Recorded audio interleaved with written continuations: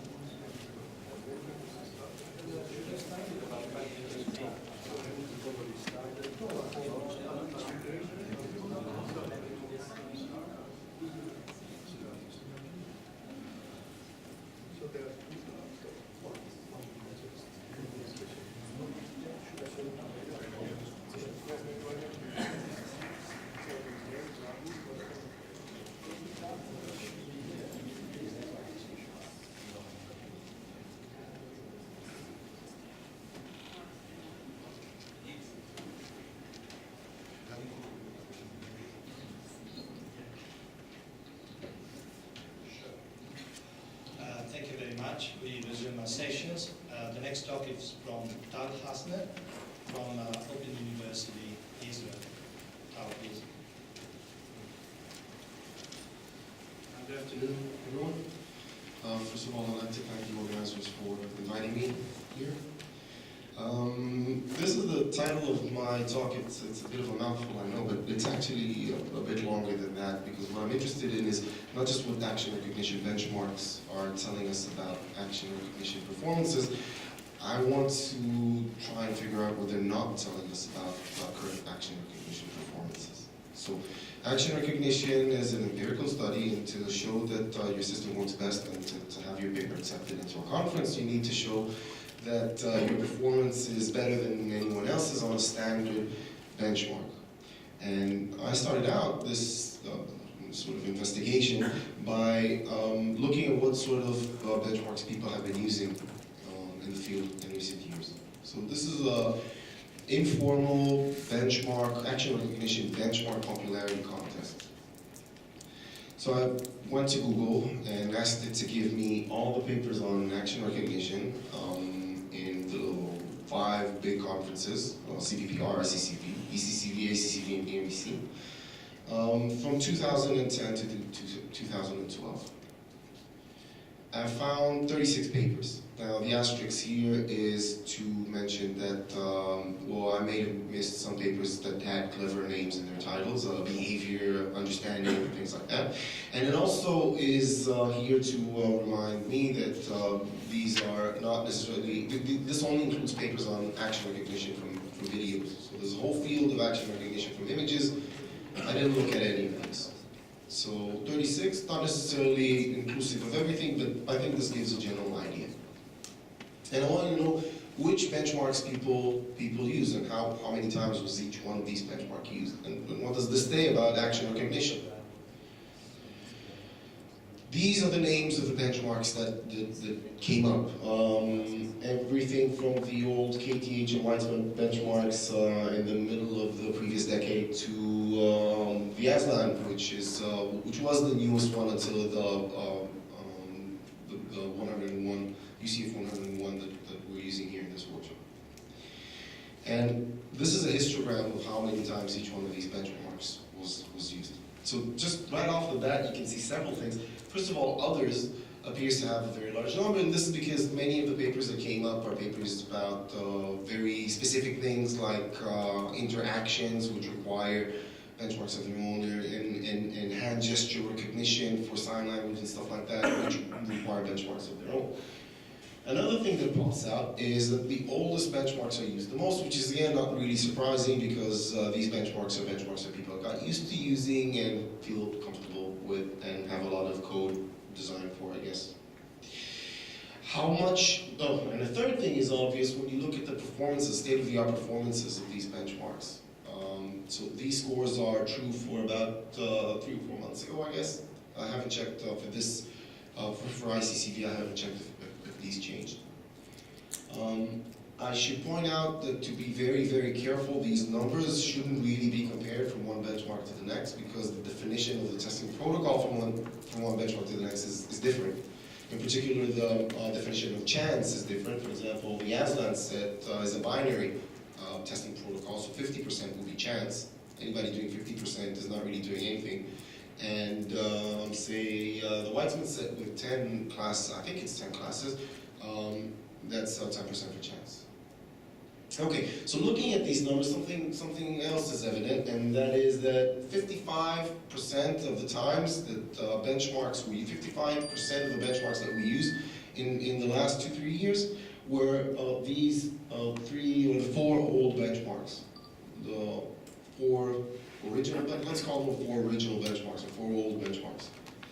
And for these benchmarks, regardless of the definition of chance, the performance is almost 100%. It doesn't really matter what chance is, 100% is 100%. So the performance is saturated. Before I continue, right before coming here, I decided to see maybe something has changed in the last CPPR 2013. So what happened in 2013?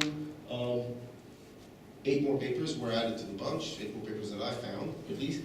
And this is what happened. So others seems to be a popular choice for many people. These are benchmarks I can find like one reference for. So I didn't want to open up a new column for them. But it seems that the KTH and the UCF sports are really, really popular. And I don't know if any of you had a chance to go downstairs and look at the posters. UCF is still very, very much popular. UCF, yeah. Sometimes I confuse US, and that's completely different. So apparently nothing much has changed. Still 55% of the papers are using the 4 old benchmarks. So a legitimate question to ask at this point is what's wrong, or what problem is there with using these benchmarks? Why is this a problem, and if so, why is this a problem? So to answer that, I'll give several answers for that. The first answer for that is by playing a game called Name That Dataset, and I've adapted that from the work of Torralba and Efros, which they did something very similar for image benchmarks in CDPR 2011. So I'll give images some frames for frames from each one of the 4 old benchmarks, and let's see if you can recognize which one of the frames belongs to which benchmark. So you have these 4 frames, you have 3 frames, I'm sorry, these 3 frames, these 3 frames, and these 3 frames. Could you name the benchmark that, if you have any experience working with action recognition, I'm hoping that you can very easily tell that this is the Weitzman set. This is the IXMS set, the KTH set, and the UCF sports set. So following Torralba and Efros' conclusion, a warning, I should say, that if you can easily tell the difference between the benchmarks just by looking at them, that means that the benchmarks carry with them a very large bias, and that means that if you write a program to get high results, write an algorithm or develop an algorithm which gets high results on one of these benchmarks, it's not necessarily going to help you get high scores on the other benchmarks, and in particular in the general problem of action recognition. So that's one thing that you can say about the old 4, they're very biased. Another thing that comes to mind when you're looking at them is the number of classes they contain. The Weitzman and KTH have 9 and 6 classes each. UCF Sports also have 9. IXMS comes up with a whopping 11 classes. It's a huge number of classes.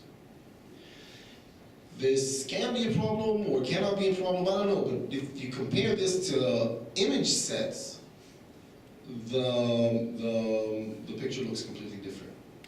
You have hundreds of classes in the STUN database. You have 80 million images in the appropriately named 80 million tiny images data set. ImageNet, well, that's gigabytes and gigabytes of classes. I don't remember how many classes there has, but at least hundreds, if not thousands of classes. Even face recognition, the labeled faces in the wild, which is already considered old, has about 5,000 individuals in it, so 5,000 different classes. So it's a very, very different picture than the picture that we're seeing for the 4 old benchmarks that, again, 55% of the usages of benchmarks and computer vision papers and CVPR, ICCV, and so on are using. So there's a very, very big difference between what people are doing in images and what people are doing in action recognition videos. So looking back at the old 4 and at the high scores, it's reasonable to, if people are still using these benchmarks and using them a lot, it's reasonable to ask, what do these high scores tell us about action recognition? If they're being used a lot, maybe if they do say something about action recognition, it's something important. So to answer that, I ran a case study test. I took the Weitzman benchmark and I gave students the Weitzman benchmark as a homework assignment. I had 13 graduate students taking an introductory level computer vision course. I gave them a deadline of 4 weeks, and I told them that they can do anything that they like as long as they follow the protocol and implement stuff themselves.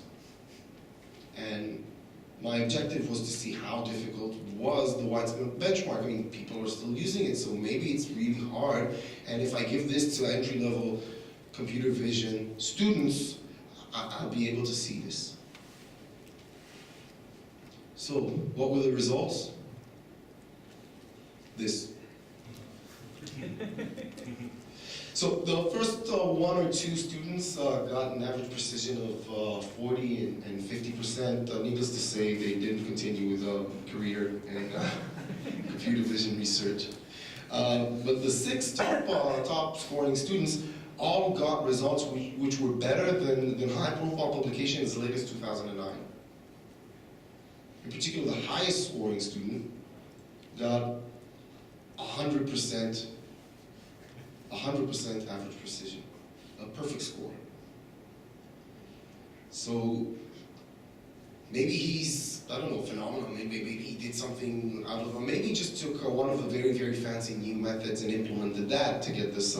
So I looked at the method that he developed to see what it does, how it performs this magic, how it gets 100, and to see how it works. So the method that the 100% average precision student implemented works as follows. He took the videos, and he started off by segmenting them to the foreground and background. Now, the benchmark comes with its own foreground and background segmentations. I don't know if any of you here use this benchmark, but it's available, and I allow students to use this. But the thing was, this benchmark is so easy to work with. There's a static background, the camera is static, there's just one foreground motion, nothing was happening. So the student implemented a foreground background subtraction itself. So this is his work, okay? And then for each one of the videos, he computed 7 scores, 7 scalar values, 7 numbers, features, whatever, which represented that video. What sort of numbers did he compute? Well, I'll just give examples of 2. One was he looked at the center of the foreground mask, the center of mass of the foreground mask, and then he looked at how it varied and its Y position along the video. So remember, the camera is not moving, so any variation in the center of mass is just the variation of the movement itself, and then computed the variance of this movement. Okay, so. For some reason, that for some motions, I guess jumping up and down, there'll be high variations. For standing up and waving your hands, there'll be a low variation. So that's one feature. Another feature that he used was he fixed a constant value, a constant column of pixels in the middle of all the frames, and then looked at the symmetry on both sides of the mask, how we just subtracted both sides of the mask across this. And that was another feature. And the other features were not more complicated than this. They're all very, very simple, very, I guess, basic stuff, very intuitive. And he took these 7 features, and each video has a 7-feature vector of itself. So these are points in 7-dimensional space, and then when he got a new point, a new feature vector, he just looked at its nearest neighbor and used that for classification. And that was enough to tell him what action the new video was from. So the method was obviously accurate, and you can't get much more accurate than 100% accuracy, right? It was accurate. It was really, really fast because he really didn't do anything. I mean, the nearest neighbor classification, when you have a benchmark that contains I guess it's 100, maybe 1,000, something like that videos. This is not a very complex search problem. But was it general? Can we apply this to other benchmarks? Could this be used elsewhere? So to answer the question from before, what do these high scores say about action recognition in videos? Just by looking at the fact that he got 100% average precision, I can't say very much about his capabilities or the method that he developed, the capabilities of the method that he developed as something for solving action recognition. I should note that this report will be published soon, so if anybody gets a paper to review and it has the Weitzman benchmark, so you'll have something that you can reference and say, they told me that the Weitzman benchmark is easy. We're now trying the same thing with the KTH benchmark, but this is an ongoing work, so I'll only know at the end of the semester how that went, and I'll be sure to tell you. So this brings me to the question. So obviously the 4 big ones are, well, I just tried this with the Weitzman, but I hope that the other, that you agree with me that the other 3 old benchmarks who probably have similar problems, and besides that, they're very, very biased. We saw that earlier, and very small, especially in comparison to image sets. So what will make for a good benchmark? How would we design a good benchmark? A good benchmark would need to capture several things. It would need to be very, very, very large. And why would it need to be very large? Because it needs to reflect a lot of stuff that goes on in, in action recognition, in videos. A lot of stuff that we expect to find when we get videos as input for action recognition systems. It needs to be able to capture the very, very large variability of how things look. The same action can be performed from many different angles, many different viewpoints, many different places, many different contexts.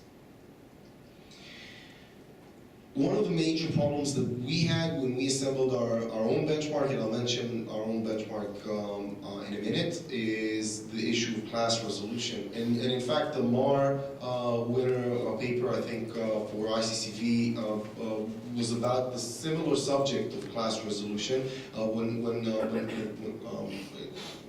the context of images, of image classification. I mean, I'm showing these two videos here, maybe I'll show them again. These two videos here, are these two videos of people swimming? Or are these two videos of two people, one of them backstroking and the other one, I'm not sure what that particular stroke is called, but a different stroke. So at what level do we define the class labels? This is a problem in images, as I mentioned earlier. I think this is a problem which is much more acute when you're talking about videos. Actions can be very ambiguous. If you get any one of these videos and you're asking what is same and what is not same, for example. So again, just to show you, the video on the left, you have two guys walking and high-fiving each other. The video in the middle, you have just two guys high-fiving each other. And the video on the right, you're seeing a guy walking. So are these videos of people walking, high-fiving, what's similar and what's not similar? People can do many actions at the same time. How do you define these composite actions? And a benchmark for action recognition needs to take care of all of this. It needs to reflect all these composite variations that you have in the videos and the queries that you're working on. And finally, there's a lot of stuff that is very difficult to define. Like in this case, how would you label something like this except, I don't know, call Social Security? Not Social Security, Social Services, I'm sorry. Call Social Services. How do you define stuff like that? But that's an action, and we understand it when we look at it. Inverse pendulum problem. Sorry? It's an inverse pendulum problem. Inverse pendulum problem would be my label too.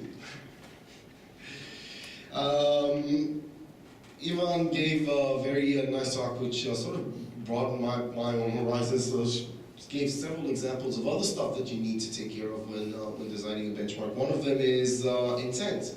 This guy over here and this guy over here are doing the same thing or not? I think you showed that with pictures. I tried looking for something like that and spent a whole day looking for videos of doing something like that. So, is this the same action or not? Both of them have hoses. Low-level semantics, maybe they are. High-level semantics, maybe they're not. But intent certainly plays a very important role when you're looking at these videos. They're still watering the plants, isn't it? It's a long video. Context is also very important.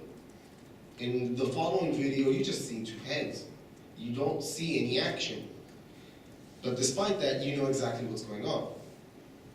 You don't see legs moving, you don't see hands moving. There's context. This context can either be temporal context, stuff that you saw a few frames before or a few frames after, or just context in terms of your general knowledge about how humans behave. When you're seeing a video with two heads rotating one around the other, you know that this has to be dancing. But if you're just looking at the low-level information, there isn't any dancing in the video. So again, if you're designing a benchmark to faithfully capture the problem of object action recognition, you need to take all these things into account, which means that the benchmark you need to develop needs to be very, very large. two recent attempts to develop benchmarks to answer some of these problems. One of them is focuses on similarity labeling rather than action labeling, multi-class labeling. And this is our own work of the ASLAN benchmark, where we're looking at binary action similarity rather than labeling. So you're given two videos, and your objective is to answer, are these two videos, in these two videos, are the actors doing the same thing or not? And we were hoping that this would make the problem of collecting the data and measuring performance and designing methods to deal with this problem easier. But as several people have pointed out, this still leaves a lot of ambiguities. What is the same action? So this again brings us to questions of intent, questions of context, questions of hierarchy, action hierarchies, semantic hierarchies, swimming versus backstroke versus so on. So just to give an example, is this the same thing as this? In both cases, they're squatting, right? Probably for the same reason. In both cases, you're working your muscles to get them buffed, I guess. But you wouldn't naturally label this as same. Well, some people actually did label them as same. So this doesn't take the problem away. This doesn't make the problem go away. Another attempt at taking action recognition benchmarks to the next level is, of course, the action recognition that we're using here, the UCF 101 classes. So this is a really nice attempt because, first of all, it dramatically lifts the number of videos that we have at our disposal to learn from. 1,300 videos is significantly more than any previous benchmark. And 101 classes is, I mean, ASLAN may have more, but it's not defined as an action class, and there's a lot of sort of mismatches in the classes themselves. So this is the first time that 101 classes are offered in a very clean way. These are the classes over here, and this is very good, as I said, but is 100 classes really enough? To sort of back me up here, Caltech 101 was one of the major benchmarks that people were using for a long time, and people were saying, well, image classification is saturated because everybody gets really high results on Caltech 101, but we all know what happened next. There's something like the ImageNet, which sort of opened up stuff and performances dropped because the real hard problems occurred when you have an order of magnitude more classes to work with than 101 classes. So this is an excellent step in the right direction, but we still need a lot more videos to capture all the stuff that I mentioned earlier. So I'll pretty much wrap this up by talking about some of the lessons learned at least as far as I'm concerned, by looking at the things, at the benchmarks that people were using. The 4 old benchmarks, the older benchmarks are very much biased. Which means that if you develop something for one of them, it'll probably not work for others, or there's reason to believe that it will not work for others. They're very easy to work with. I mean, graduate students with no prior experience can get really high results on them. That says something. And probably should be avoided if one of you gets a paper to review with, take heed.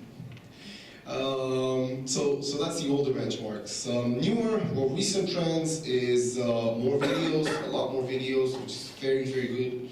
More classes, a lot more classes, which again is very, very good. Just to give you an idea, things like WikiHow, for example, which have a lot of different videos for a lot of different ways of doing it, they already have thousands of action classes there. And there's probably other, YouTube has, if you mine YouTube's for labels of how to do things, there's also thousands of different classes there. So the data is there, we need to collect it and assemble it somehow, but it's there. And more evaluation protocols. Again, similarly to what people have been doing in image processing, in image-related problems. Before I go, I'll just say I happened to talk with someone earlier and I mentioned action recognition. That person says, well, that problem is saturated, isn't it? I mean, it's pretty much solved. So I think one of the lessons that the most important lesson that I learned from all of this is, no, it's not solved, but the benchmarks that people are using make it appear so, and this is, I think, a very dangerous place to be at as a field, as a problem, and we need, I think, to shake that off and try to make benchmarks a lot more challenging. I think this workshop is an excellent place to do that, so yeah, thank you very much.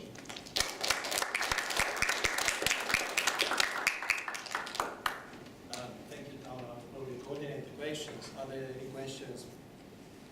I know it's starting to get a bit late. Jeroen, please. So I've heard a complaint in the field that actually you can't get a paper through the review unless you include KTH and Weizmann results. So should you address the reviewers in a different way? It's really funny that you're saying that, because I had a paper very recently, one of the reviewers wrote that. Why don't you have a result on the KTH benchmark? We didn't send one because I know there's some people here who are familiar with the KTH benchmark, but we thought that 96%, 1% here and there, and this KTH and other benchmarks, by the way, have other problems that I didn't mention, like the problem that the protocol is not well defined, so it's difficult to compare results, and there's a lot of issues associated with KTH. What we did at the time was we said, look, we have results on 3 big new benchmarks, and if you want, we can add KTH as well, and we were lucky enough that we had results on the KTH, but we didn't include that in the paper itself.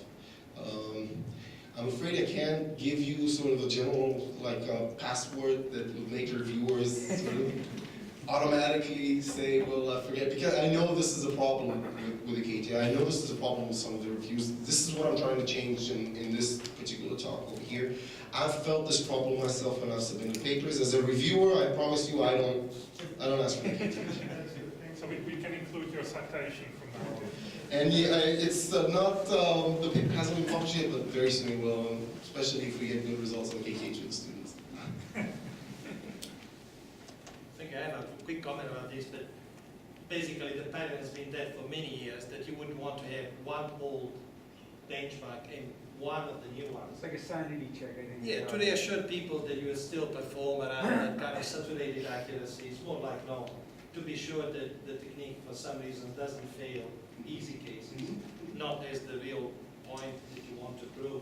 And that's a 55% because on average, I think every paper had at least 2 benchmarks, one of the old, one of the new. So I think the standard number would be 3. The 3 is the magic number that you need to depends on, obviously on the instance. But old benchmarks already are, the UCF Sport is already an old benchmark. You don't have to go so far back as to, yeah. So what is the best result on Aslan so far? Aslan is still very far from being saturated. As far as I know, the best result is 68 or 70% accuracy. I don't know. I don't remember the AUC. And that's yours? That is ours. We were so far we're one of the most active people working on Aslan. But I hope this changes. But so what's the reason from your point of view? People are not able to beat that. The reason that it is a difficult benchmark to beat is because the way the benchmark is set up makes it very, very difficult. This is actually a complaint that I'm voicing towards myself. This is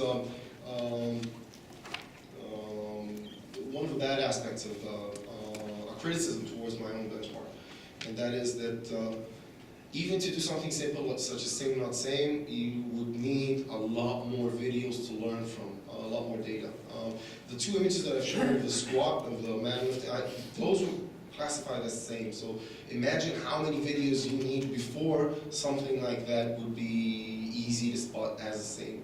So I think the major reason for Aslan still being difficult is the fact that despite its size, it's still far from being big enough. So another reason something like UCF Sports shows up again and again, because there aren't that many action localization data sets, and it's one of the ones that Yes. has that. And I think Yes. that, it's probably an indication that maybe we need more, but I think that part is even more, it's more expensive and hard to get labeled.